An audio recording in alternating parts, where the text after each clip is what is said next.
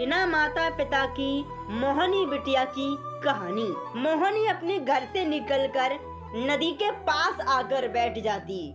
कभी कभी मोहनी पूरे दिन नदी के पास बैठी रहती। उसे कुछ ऐसा प्रतीत होता कि जैसे कि यह नदी मेरी कोई अपनी है। और फिर जैसे ही शाम होती, मोहनी नदी से उठकर रोती बिलबिलाती हुई अपने घर के लिए निकल जाती। फिर शाम को मोहनी अपने घर वापस आती। आ गई महारानी, कहाँ है तुम्हारा लकड़ी का गट्टर जो हमने तुमसे मंगाया था? जल्दी बताओ। अरे अम्मी जी, मुझे माफ कर दो अम्मी जी।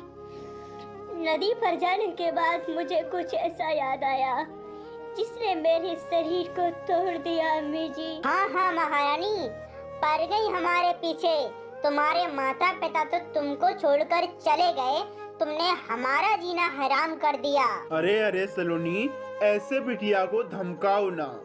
इसकी क्या गलती है बेचारी की, यह तो दुखिया है। रामू इस तरीके से सलोनी को समझाने की कोशिश करता, पर वो कहाँ मानने वाली थी। मेरे पास आ मेरी मोहनी बेटा, मेरे पास आ बेटा। फिर मोहनी रामू के पास आती और रामू से गले लग जाती। बेटा मोहनी, मैं थोड़ा काम से बाहर जा रहा हूँ, तुम परेशान न होना।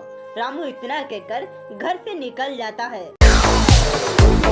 मोहनी हर रोज अपने घर से निकलकर नदी पर आती और नदी पर बहुत देर बैठी रहती और जो भी उसको काम मिलता वह काम को भी पूरा करती, क्योंकि वह बहुत दुखी थी। एक दिन की बात है, मोहनी नदी के किनारे बैठकर अपने पुराने दिनों को याद कर रही थी।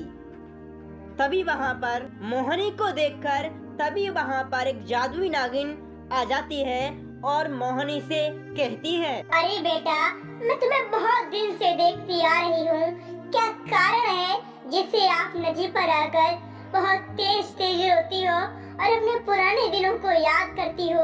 क्या ऐसी दुर्घटना आपके साथ हुई जिसने आपको परेशान कर डाला? अरे माँ, मेरी तो कुछ पूछो ही मत।